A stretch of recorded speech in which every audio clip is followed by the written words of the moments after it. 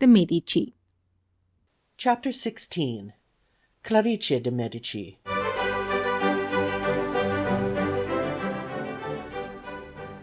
Please like this video so that more people have access to this content. Enjoy and also follow this channel to see other videos about art. Clarice de Medici. Clarice Strozzi. Born 1493, married 1508, died 1528. Clarice, the second of the two children of Piero the Unfortunate, and sister of Lorenzo, Duke of Urbino, was far more capable than either her father, mother, or brother. Her uncle Leo X used to say that it would have been well for the family if Clarice had been the man and her brother Lorenzo the woman. She had a high spirit and a strong intelligence, and frequently saved her husband from disaster by her courage and ability. Her very interesting portrait, taken when she was about 17, shows a fine, strong, intellectual face, fully in keeping with the character she afterwards displayed. Clarice's life exemplified the vicissitudes of the Medici fortunes, for during her comparatively short life the family were twice in the highest prosperity and twice in the deepest adversity.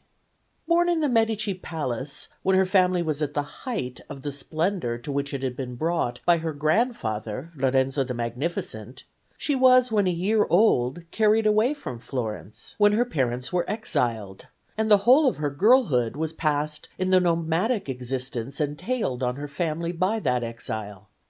Her father died when she was 10 years old, and when she was 15 her mother, Alfonsina, gave her in marriage to Filippo Strozzi, head of the Strozzi family, and a man of much influence both at Florence and at the papal court. Although her husband was fined and banished for this marriage with her, he was suffered to return to Florence about a year later, bringing his young bride with him. Then, when Clarice was 19, came the return of the Medici to Florence, and her uncle Giuliano became ruler of the state, and in the following year that rule passed to her brother Lorenzo. Clarice was the first mistress of the handsome Strozzi Palace in the Via Tornabuoni, which, begun 20 years before, was first occupied when in 1510 she and her husband were allowed to return to Florence, though it was not finally completed until 1536. In 1513 her uncle Giovanni became pope, and being a favorite with him, Clarice was often in Rome during the years of his pontificate. In 1519, when she was 26, her brother Lorenzo died, and her distant relative, Cardinal Giulio de Medici, whom she cordially detested, came to administer Florentine affairs. And when, in 1523, he became pope, Clarice had opportunities of seeing the gradual working of his policy as regards Florence, and the change of feeling towards her family which it produced. We hear of her again in Rome in 1524, where for some time she resided, taking charge of her brother Lorenzo's only child Catherine, then 5 years old. But in 1525, affairs in Rome, after the battle of Pavia, becoming unsettled, Clarice returned to Florence, where she had the mortification of seeing that palace, which was associated, in her mind, with all the glory of her family, occupied by the two illegitimate scions of the family, Ippolito and Alessandro, and their guardian, Cardinal Passerini, Pope Clement's representative. In the following year, Clarice, by her boldness and resource, saved her husband's life, not the only occasion of the kind during her life. When in September 1526 the Colonna forced Clement to give hostages as a guarantee of his good faith, the latter gave as a hostage his friend Filippo Strozzi, who was then in Rome, and when Clement broke his agreement and committed his atrocious attack on the Colonna, Strozzi's life was in the greatest danger. Clarice, who had remained in Florence much out of health, as soon as she heard this news, got into her litter, travelled with all speed to Rome, where she declared that Filippo had been basely and foully sent like an innocent lamb to the slaughter, and by her energetic action on arrival there eventually obtained her husband's liberty. Early in 1527, the storm which he had provoked burst upon Clement. He was besieged in the castle of Sant'Angelo. Florence rose in revolt against the thraldom which had been gradually imposed upon her ever since he had become the ruling spirit of the family, and for the third time in their history the Medici were banished. On this occasion Clarice gave full evidence of her strength of character and lofty spirit. Filippo, her husband, unable to decide which side to take, remained shut close in his palace, full of doubt and uncertainty. No such feelings oppressed his high-spirited wife. Clarice, justly hating Clement VII, was not at all displeased at seeing him brought to disgrace and disaster. The more pride she took in her ancestors, the more wrath she felt at the course being pursued by the existing head of the family, and she eagerly seized the opportunity of dealing a blow at his plans which might be a decisive one. She first advised her irresolute husband to stick to the side of the Republic, advice which he eventually took. Then sallying forth to the Medici Palace, the home of her ancestors, now tenanted by those whom she considered only half Medici, unworthy to be the bearers of that once honoured name, she proceeded to eject them in the following fashion. The scene in the Medici Palace on that 19th May 1527, and Clarice's part therein, is thus vividly described by Trollope. In the Medici Palace, after the news had come of the terrible sack of Rome, and that Pope Clement had fled and was closely besieged in the castle of Sant'Angelo, and while in the Palazzo della Signoria the Great Council, hastily assembled, and still only half determined to take the decisive step, discussed a revolution, sat the Cardinal Passerini with his 3 young charges, awaiting the decision of the council, dismayed and irresolute, while the whole length of the Via Larga outside presented to one looking on it from the Medicean palace a threatening billowy sea of heads. To them thus sitting, trembling and perplexed, entered the haughty and intrepid Clarice, bent on bringing them to a very speedy resolution. Clarice hated her relative Clement, and burnt with indignation at seeing the illegitimate Ippolito and Alessandro made inheritors of her family's honours and preeminence. Entering the room with haughty step and flashing eye, full of indignation, and raising her voice so loud that it was even heard by those in the street outside, she bitterly taunted the trembling Cardinal at having brought his own and his master's affairs to such a pass, contrasting how differently things were managed by my ancestors who were true Medici, and who with benevolence and gentleness gained the loyalty of the Florentines, and so found them constant in adversity.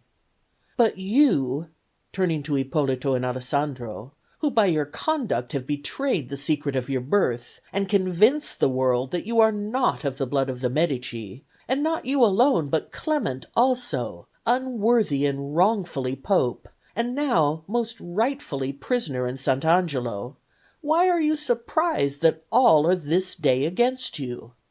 Now, therefore, depart from a house to which you have no claim, and from a city which has no affection for you. For in this evil hour the family honour depends on me." And this forceful lady wound up her harangue by sarcastically informing them that the Medici Palace was not built in order to be a stable for mules. And promptly depart they did. As an old chronicler commenting on this episode naively remarks, "The Lady Clarice had great power of tongue." But apart from all questions of her power of tongue, there is no doubt that Clarice was abundantly right. She saw plainly Clement's scheme, and how he was, step by step, carrying it out. She saw how, as a result, the whole temper of the people of Florence was changing towards her family. She knew what a tool her brother Lorenzo had been made in his hands. Except for a girl of 8 years old, she was herself the last legitimate representative of a line of ancestors who had been actuated by far different aims. and she was enraged at seeing a policy so destructive to the honor of her house being pursued by one who, illegitimate himself, was scheming to make a second illegitimate scion of the family continue the same policy. And the speech which Leo X had uttered concerning her was, had he known it, a prophetic one. For had she been in her brother's place, Clement would have found in her a formidable antagonist. She would have found means to make the course upon which he had embarked, and which after her death produced the destruction of the Republic, an impossible one, and the family honor would not have been dragged in the dust by an action which has been the cause of all the condemnation bestowed upon their name. By her conduct on this occasion, conduct apparently impelled by a determination to maintain the honor of her family by showing the Florentines that the true Medici had neither part nor lot with Clement and his scheme for the enslavement of Florence, Clarice forced the hesitating Signoria over the Rubicon; for by this expulsion of Ippolito and Alessandro, with the Pope's representative, the die was cast, and it meant war to the knife with Clement. And Clarice's bold endeavor to defend that honor of her family which she had truly said depended only on her, was in its own sphere not unworthy to be set beside Piero Capponi's action in that same room 33 years before, when he boldly spoke for the liberty of Florence against Charles VIII. Clarice's character is a fine one. In every act of her life she showed herself a worthy descendant of those Medici who had gone before, and of whom she was so proud; and in this, the last recorded episode of her life, she showed it most. She died in the following year, on the 3rd May 1528, at the age of 35, while the Republic was still in full power, and while her husband was keeping away from Florence, and endeavoring to remain friends both with the Republic and the Pope. She died at their lovely villa of Le Selve, on the heights overlooking the valley of the Arno, near Signa, and is buried in the Strozzi Chapel in Santa Maria Novella, Florence. She had 10 children, 7 sons and 3 daughters. In his life of his brother Filippo, her brother-in-law, Lorenzo Strozzi, says that at her death her husband cordially lamented her and afflicted himself much, and Filippo Strozzi in his will provided for a monument to be erected to her memory, seeing that Clarice, my wife, deserves by her virtues to be honored by me. And certainly Filippo Strozzi had every reason to honor one who was a most true, faithful, and able helpmeet to him, who throughout her life identified herself completely with his interests and plans, and took by far the larger share of the burden, and who not only worthily upheld the name of Medici, but also brought credit upon that of Strozzi. We hope you enjoyed this video. Please let us know in the comments what other art contents you would like to see. And don't forget to like this video and follow our channel. Thank you, and until the next video.